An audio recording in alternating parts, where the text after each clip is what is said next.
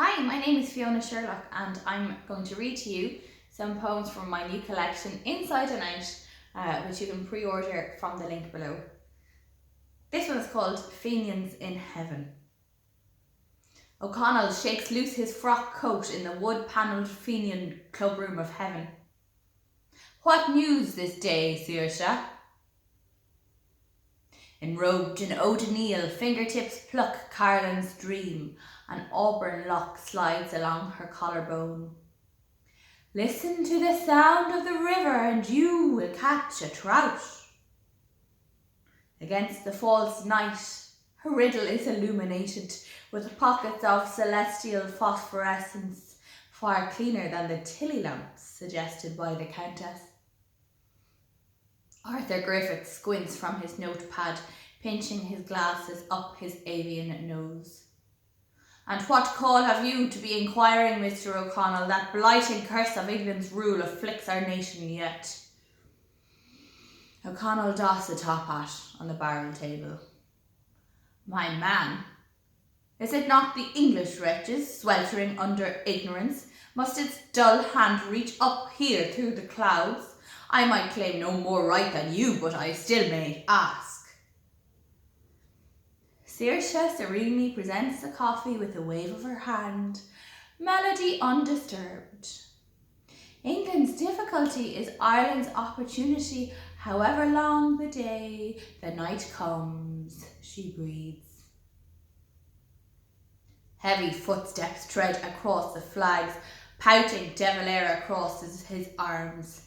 Broad shoulders bulging in opposition to the comment, he yanks out a bar stool. Not that dull Aaron would take heed of.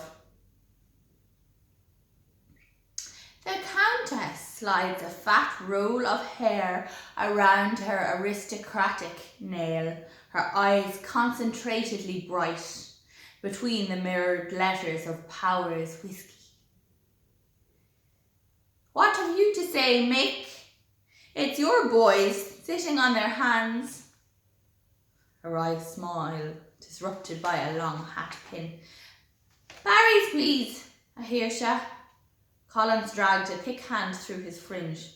It's a bad way for sure. The main evening news below with pictures of Westminster hanging on the re-election of a buffoon, commemorating the black and tans, a failure of statecraft. My man, O'Connell checked his pocket watch. You're not one to talk. It's your border, in the name of God and all that is holy.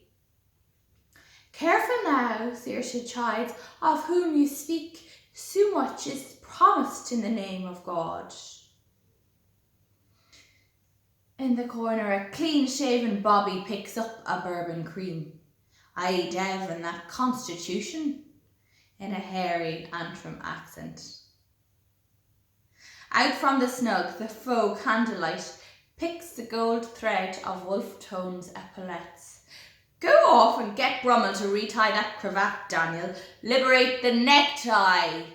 This is what happens when men won't take arms, caring for a full belly rather than a free country. Theobald, you cannot blame, her voice rang of the King's English. The voters of Dagenham, this would be their own little tragedy if we had not lost the 6 counties. With her dusty boots, the Countess creaked on the floorboards, hinging from Persian pile to steel nails, silent but for the shushing of Saoirse. There are murmurs of the other agents not present. They seem to echo about the phony walls.